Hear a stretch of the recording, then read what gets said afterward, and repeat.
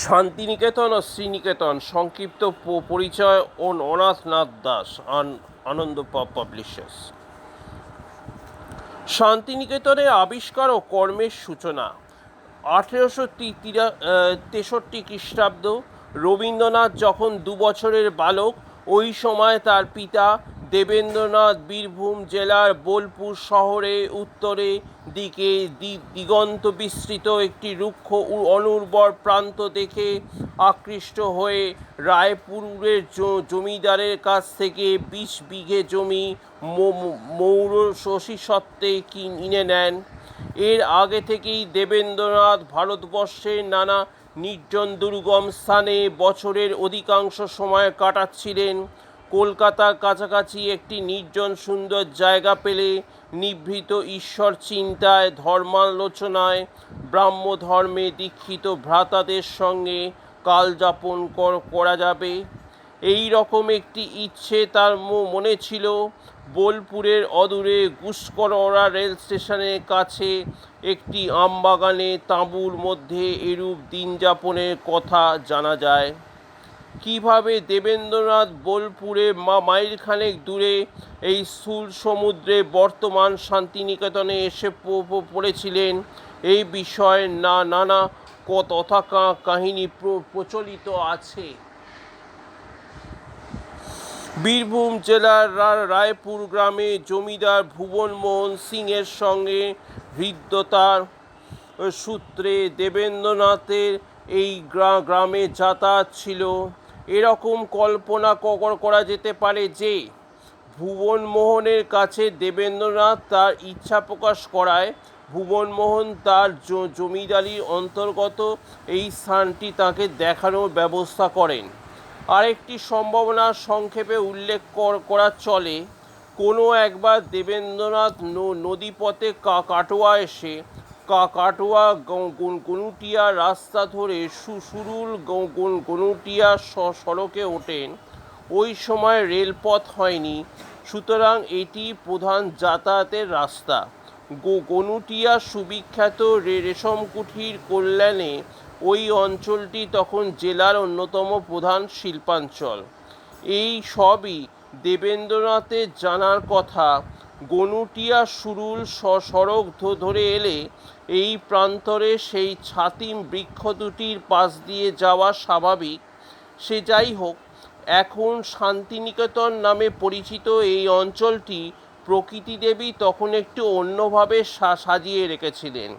দেবেন্দ্রনাথ এই দিগন্ত বিস্তৃত প্রায় তরুলতাহীন বন্ধু অঞ্চলটিকে তার মনের প্রসারে উপযুক্ত জায়গা ভেবে তাঁবু ফেলে প্রায় থেকে যেতেন। পরে এখানেই স্থায়ী বাড়ি তৈরি কল্পনা করেন। শান্তিনিকেতনে প্রথম একতলা দালান বাড়ি তৈরি হয়েছে 1864 সালে। দেবেন্দ্রনাথ বাড়িটির নাম দেন শান্তিনিকেতন। এই বাড়িটির আশেপাশে নিচু অংশ তিনি ভরাট করান, গাছপালা লাগান, ব্রহ্ম উপাসনার একটি মন্দির তৈরি জন্য স্থানটিও ঠিক করেন। এই শান্তিনিকেতনের বাড়ির প্রথম দিকে ব্রাহ্মধর্ম অনুরাগীদের আশ্রয়স্থল, পরে অতিথিশালা। রবীন্দ্রনাথ এই বাড়িতে বিভিন্ন সময় এসে থেকেছেন। সেই প্রথম বাবার সঙ্গে যখন হিমালয়ে বেড়াতে যান 13 বৎসর বয়সে 1873 সালে, তখন এখানেই ছিলেন। পরে পরিণত বয়সে সস্ত্রীক পুত্রকন্যা সহ আশ্রয় নিয়েছেন। এই শান্তিনিকেতনে বাড়ি মহর্ষি দেবেন্দ্রনাথ আর পুত্র রবীন্দ্রনাথ উভয় স্মৃতিধন্য। শান্তিনিকেতনে আবিষ্কার, বাড়ি তৈরি আর এখন যে অংশকে আশ্রম বলা হয়, সেই অংশকে খোয়াইকে ভরাট করে শ্যামল করে তোলার চেষ্টা, এসব কাজ দেবেন্দ্রনাথ তার কর্মময় জীবনের প্রায় শেষ প্রান্তে করেছেন। শান্তিনিকেতনে উপাসনা মন্দির তৈরির কাজ তিনি আরম্ভ করলেও দেখে যেতে পারেননি। বয়সের ভারে তখন তিনি জোড়াসাঁকো বাড়িতে শয্যাগত। কিন্তু মন্দির নির্মাণের খুঁটিনাটি সব খবর নিতেন, নির্দেশ দিতেন। রবীন্দ্রনাথ সেই যে শৈশবে বাবার সঙ্গে হিমালয়ে বেড়াতে যাবার পথে এখানে কয়েকদিন থেকে যান, যে স্মৃতি জীবন স্মৃতি বইতে ভারী সুন্দর বর্ণনা করেছেন। তখন থেকেই এখানে ভূপ্রকৃতি তার ভালো লেগেছিল। জমিদারি তত্ত্বাবধানের কাজে তখন তিনি ব্যস্ত, মাঝে মাঝেই একটি বিদ্যালয় স্থাপনের কথা ভাবেন। এর উপযুক্ত জায়গা শান্তিনিকেতনের প্রান্তর, এটা স্থির করে পিতৃদেবের অনুমতি চেয়েছিলেন। এইভাবে এই শতাব্দীর সূচনাতে 1901 শান্তিনিকেতন ব্রহ্মচর্যাশ্রম বিদ্যালয়ের প্রতিষ্ঠা। এখানে একটি কথা উল্লেখ করা দরকার, রবীন্দ্রনাথের ভ্রাতুষ্পুত্র বলেন্দ্রনাথ ঠাকুর এর আগেই এখানে একটি ব্রহ্মচর্যাশ্রম বিদ্যালয় স্থাপনের উদ্যোগ করছিলেন। তার অকাল মৃত্যুর ফলে তার অপূর্ণ থেকে যায়। রবীন্দ্রনাথের এই আশ্রম বিদ্যালয় পরবর্তীকালে নাম পাঠ ভবন। তিনি এখানে যে বিপুল কর্মকাণ্ডে উদ্যোগ করেছেন, এই বিদ্যালয়ের মধ্যে তার সূচনা। শান্তিনিকেতনে আশ্রম প্রতিষ্ঠিত হয় 1863 খ্রিস্টাব্দে। শান্তিনিকেতন বাড়ি 1864 খ্রিস্টাব্দে। 1888 খ্রিস্টাব্দে একটি ট্রাস্ট ডিড করে দেবেন্দ্রনাথ শান্তিনিকেতন সকলের উদ্দেশ্যে উৎসর্গ করেন। উপাসনা মন্দির তৈরি হয়েছে 1891 খ্রিস্টাব্দে। দেবেন্দ্রনাথের মৃত্যু 1905 খ্রিস্টাব্দে।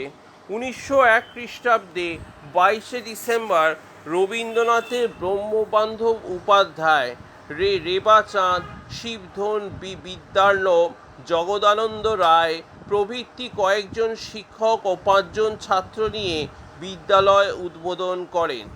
বিদ্যালয় প্রতিষ্ঠার দিন 7ই পৌষ। এই দিনটি নানাভাবে তাৎপর্য পেয়েছে দেবেন্দ্রনাথ ও রবীন্দ্রনাথের জীবনে। 7ই পৌষ দেবেন্দ্রনাথের ব্রাহ্মধর্মে দীক্ষা দিন। এই দিনেই রবীন্দ্রনাথ বিদ্যালয়ের প্রতিষ্ঠা। এই দিনেই শান্তিনিকেতনের পৌষ উৎসবের সূচনা। উপাসনা মন্দিরের প্রতিষ্ঠাও এই দিনে।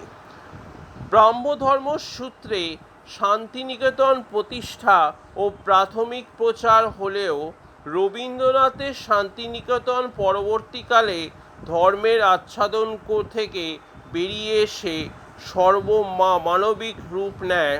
রবীন্দ্রনাথ পিতার ধর্ম এখান থেকে মুছে ফেলেননি, আবার একেই একমাত্র বলে তার অনুগামীদের উপর চাপিয়ে দেননি। ব্রাহ্মধর্মের ছোট বড় ঘটনা আর স্মৃতি শান্তিনিকেতনের ইতিহাসের সঙ্গে প্রায় নিঃশব্দে মিশে আছে।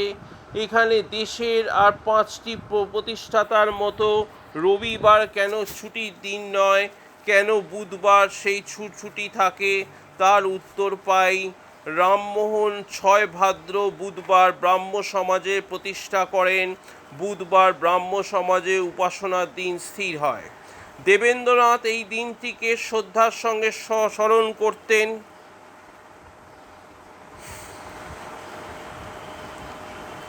রবীন্দ্রনাথও মর্যাদা দিয়েছিলেন। বুধবার সাপ্তাহিক ছুটির দিনে এখানে মন্দিরে উপাসনা হয়। রবীন্দ্র রচনা পাঠ ও রবীন্দ্রসঙ্গীতের মধ্যে দিয়ে এই উপাসনার সুরটি সকল ধর্মের মানুষের কাছে স্নিগ্ধ বলে মনে হয়। রবীন্দ্রনাথের প্রতিষ্ঠিত বিদ্যালয়, যাকে অবলম্বন করে তার মধ্য যৌবনের দিনগুলি থেকে জীবনের প্রায় শেষ পর্যন্ত কেটেছে, সেই বিদ্যালয়ের রূপ আর বিকাশ ধারাটি আজ দেশের শিক্ষার্থী ও শিক্ষকদের আগ্রহের বস্তু।